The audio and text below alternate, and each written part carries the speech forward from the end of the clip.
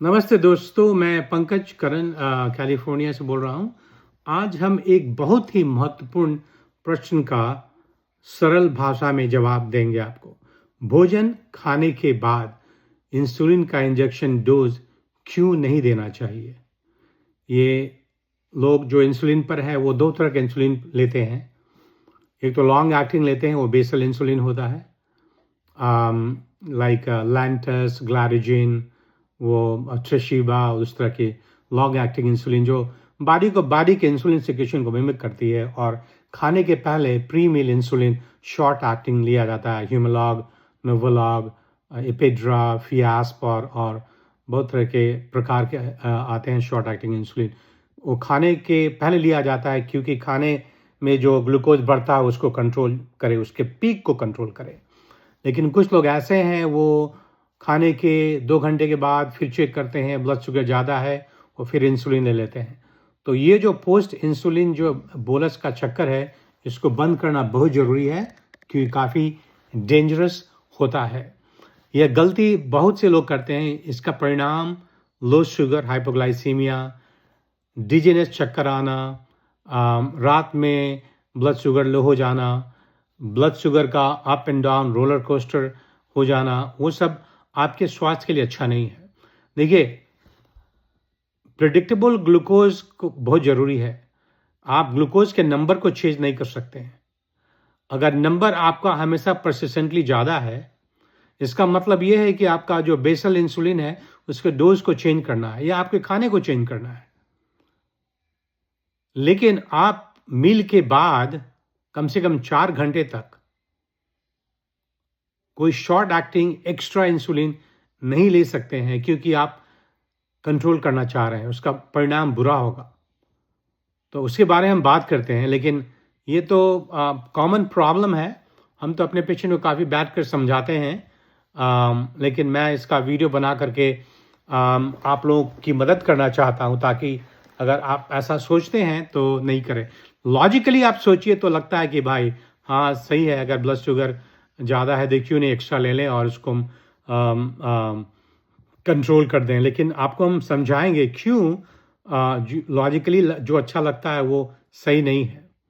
देखिए, खाना और इंसुलिन शरीर में कैसे काम करते हैं। खाना खाने के बाद कार्बोहाइड्रेट तुरंत ही ग्लूकोज बदलने लगता है। ये ग्लूकोज कुछ ही मिनटों में आपके ब्लड में पहुंच जाता है ना। ये डिपेंड करता है कि किस तरह का फूड खा रहे हैं। अगर हाई ग्लाइसेमिक इंडेक्स फूड खा रहे हैं तब तो बहुत जल्दी होने का है ना। अगर आप कॉम्प्लेक्स और शुरुआत में आप सलाद खाते हैं और वेजिटेबल खाते हैं तो हो सकता है कि थोड़ा लेट हो, बट फिर भी blood sugar rises much faster than your insulin, pre-meal insulin start acting on it. So rapid acting insulin क्या है? ह्यूमलाग हुआ, नोवोलाग हुआ, एस्पार्ट हुआ, फियास्प हुआ, वो शुरू होता है 15 से 20 मिनट में, पीक करता है करीब 2.5 घंटे में, 3 घंटे में, और टोटल उसका ड्यूरेशन जो है 4 घंटे में। यानी खाना आपका जल्दी ब्लड शुगर बढ़ाता है, फिर उसके बाद वो नीचे भी चला जाता है। और इंसुलिन जो है वो देर से काम करता है। इसलिए इंसुलिन भोजन के बाद लेंगे तो क्या होगा? वो टाइमिंग का मिसमैच हो गया।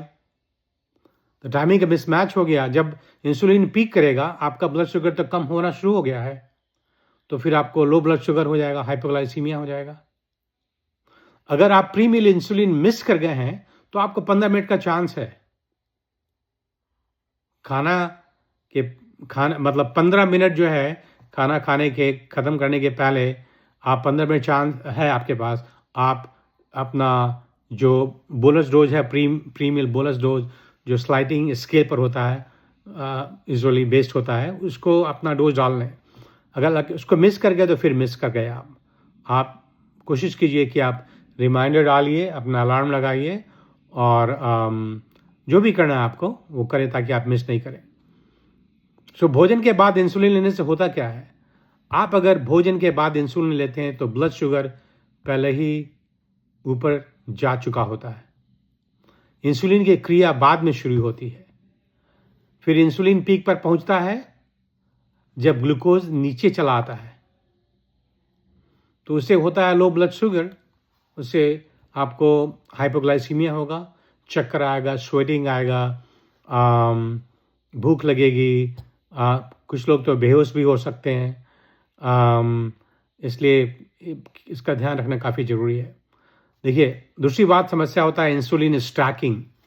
वो ज़्यादा कॉमन प्रॉब्लम है, जिसमें लोग प्री मील इंसुलिन तो लेते ही हैं, वो पोस्ट मील इंसुलिन भी लेते हैं, क्योंकि उनको लगता है कि अरे ब्लड शुगर तो 2 घंटे के बाद अभी भी ज़्यादा है, तो इसको कंट्रोल किया जाए। लॉजिकली लगता है, लेकिन आप देखिएगा, आप बताएंगे कैसे ये डेंजरस है। तो अधिकतर लोग खाना खाने के 2 घंटा बाद, 1-2 घंटा बाद ब्लड शुगर चेक करते हैं। अगर शुगर हाई दिखा तो फिर से शॉर्ट एक्टिंग इंसुलिन ले लेते हैं। इसको बोलते हैं इंसुलिन स्टैकिंग। लेकिन आप ये सोचिए, पहली वाली प्री मील इंसुलिन है, वो तो काम कर ही रही है, क्योंकि 2 ही घंटा हुआ है और उसका एक्शन 4 घंटा पर है। तो 2 घंटा जो हो गया वो तो ओवरलैप हो गया, तो ये भी इंसुलिन काम कर रही है और दोबारा इंसुलिन जो ली है वो भी काम करेगी, तो डबल डोज हो गया ना। तो उससे क्या होगा? इंसुलिन स्टैकिंग से अचानक शुगर का गिरना, हाइपोग्लाइसीमिया, रात में भी आपको हाइपोग्लाइसीमिया हो सकता है, बेहोशी हो सकती है, इमरजेंसी रूम जाना पड़ सकता है, और ब्लड शुगर का उतार चढ़ाव बहुत ज़्यादा हो जाता है।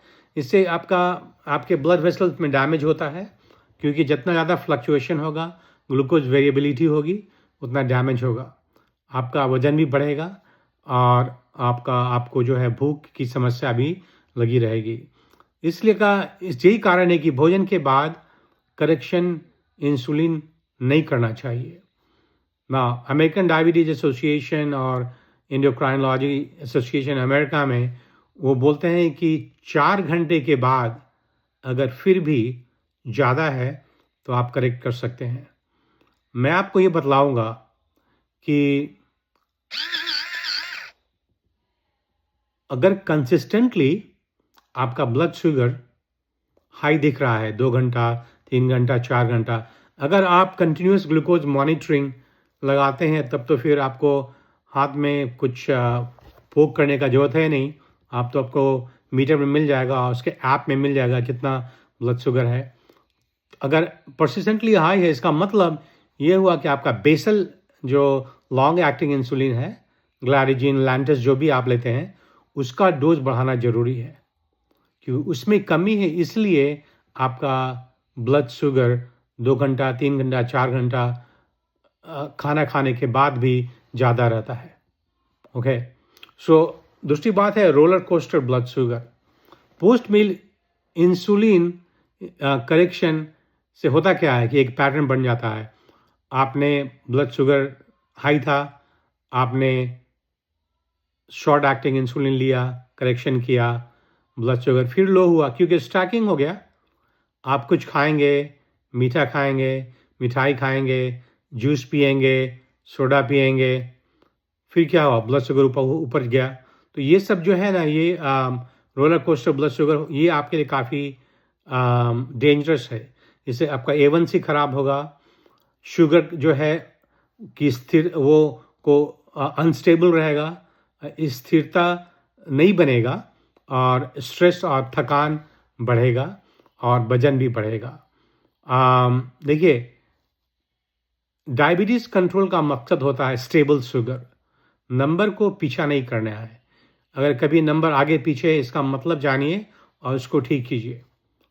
सही तरीका जो है, भोजन के पहले ही इंसुलिन लेना पड़ता है, वही सही तरीका है। भोजन के पहले शुगर चेक करें, स्लाइडिंग स्केल के अनुसार प्री मील बोलस लें, और जो भी करेक्शन करना है आपके नंबर में, आप डॉक्टर से बात करें। और अगर आपको लगता है कि प्री मील का जो डोज़ है वो कुछ ज़्यादा हो, क्योंकि वो तो आपके नंबर पर डिपेंड करता है। यूजुअली होता क्या है कि 151 to 200 हम लोग 2 यूनिट, कभी-कभी 3 यूनिट, कभी-कभी 4 यूनिट, डिपेंड करता है कि कितना फ्लक्चुएशन आता है। सो मिनिमम होता है 2 यूनिट हर एक 50 नंबर के डिफरेंस में, तो उसके अनुसार से आपको लेने का है। और जो पोस्ट मील ब्लड शुगर है, उसको करेक्ट नहीं करें, ठीक है? उसको बिल्कुल नहीं करें। अगर 4 घंटे के बाद भी आपको लगता है कि ब्लड शुगर अभी भी हाई है, तो आप करेक्शन करें। लेकिन ये मतलब ऐसा नहीं कि आप वेट करें 1 हफ्ता, 2 हफ्ता, 3 हफ्ता।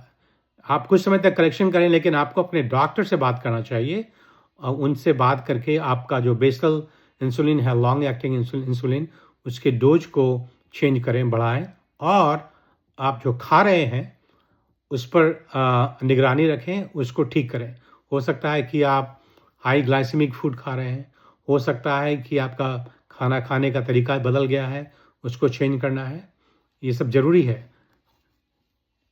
हो सकता है कि पहले आप एक्सरसाइज करते थे, एक्टिव थे, अब एक्टिव नहीं हैं। तो बहुत सा कारण हो सकता है। अगर आप मील टाइम इंसुलिन भूल जाते हैं किसी भी वजह से, तो खाना के शुरू करने के 10 से 15 मिनट के अंदर ले सकते हैं।